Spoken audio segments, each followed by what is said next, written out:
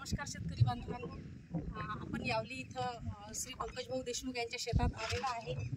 मी सहाय्यक कृषी अधिकारी तालुका कृषी अधिकारी कार्यालय अमरावती येथे कार्यरत असून ह्या रुपाली चौधरी मॅडम आहे, या आपल्याच्या बीडीएम आहेत आणि आपण यावली येथे श्री पंकज भाऊ देशमुख यांच्या शेतात आलेला आहे।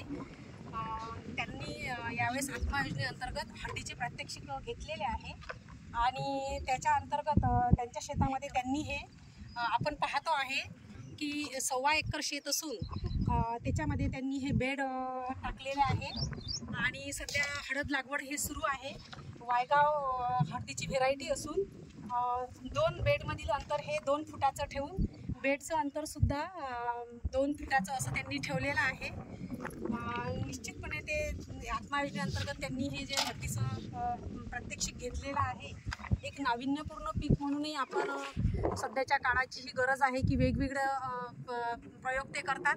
तुम्ही बाजूलाच पाहत आहे त्यांनी वांगे पण सध्या घेतलेले आहे, त्यांची पपई राहते बाजूला। दरवर्षीच त्यांचं वेगवेगळं पिकं ते घेत राहतात आणि भाऊंचा पण एक अनुभव मला असं वाटते त्यांनी सांगावं यापूर्वी पण।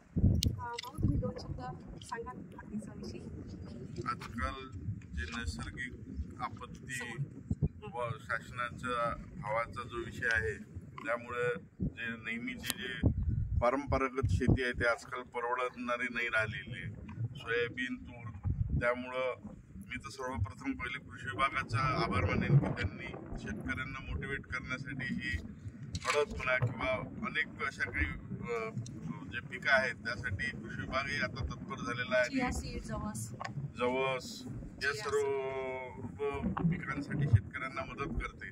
तसेच या उत्पन्नातून कमीत कमी एक शेतकऱ्याला काहीतरी भविष्यात करण्याची उमेद तरी जागी होईल।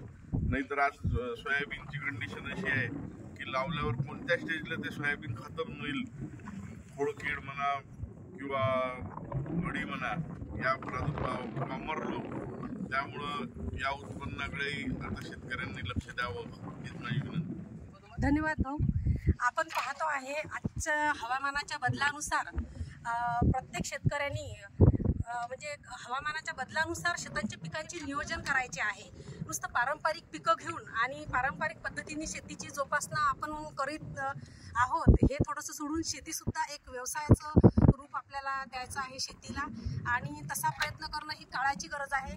तरी मी माझ्या शेतकरी बांधवांना हेच विनंती करणार आहे की जसं भाऊंनी आता आपल्याला सांगितलं त्याच्यानुसार डिपार्टमेंट तर आपल्याला सहकार्य करतेच। कृषी विभागाअंतर्गत सतत आपण वेगवेगळे प्रात्यक्षिक किंवा वेगवेगळे प्रोग्राम किंवा वेगवेगळे ट्रेनिंग आपण घेत राहतो। हेच की शेतकऱ्यांना कुठंतरी त्या सर्व गोष्टीचा त्या माध्यमातून लाभ झाला पाहिजे, एक शाश्वत उत्पन्न त्यांना मिळालं पाहिजे, एवढंच कृषी विभागाचं एक ध्येय आजच्या काळानुसार ठरलेलं आहे। धन्यवाद।